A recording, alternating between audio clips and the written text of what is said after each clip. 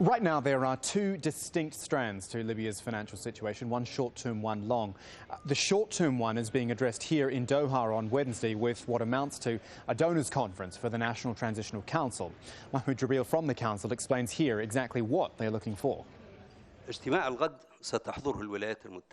The meeting will be attended by the US, Qatar, the UAE, France, Italy, Britain and Turkey. The aim of this meeting is to come up with $2.5 billion to the Transitional National Council before the end of Ramadan, so we can pay Libyans their salaries and to enable us to provide the necessary medical supplies. Now, $2.5 billion wanted inside a week is a pretty big request, but there is plenty of goodwill towards the NTC, particularly from the hosts Qatar, who've been providing aid to Benghazi from very early on.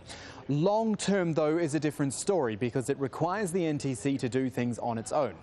The difference here, though, say to maybe Egypt or Tunisia, is that there is scope for the NTC to be very well funded indeed. See, Europe and the US are preparing to release billions of dollars in frozen Libyan government assets once the United Nations gives its approval. And it is reported that Libyan government assets held overseas range from $100 billion right up to maybe $150 billion. To break it down country by country, we start with the United States, which holds around $37 billion worth. The United Kingdom with $20 billion of frozen assets. Then Germany with $10 billion of Libyan money, and the Netherlands has got $4 billion as well. Assets also been frozen by these countries: Switzerland, Austria, Portugal and Spain.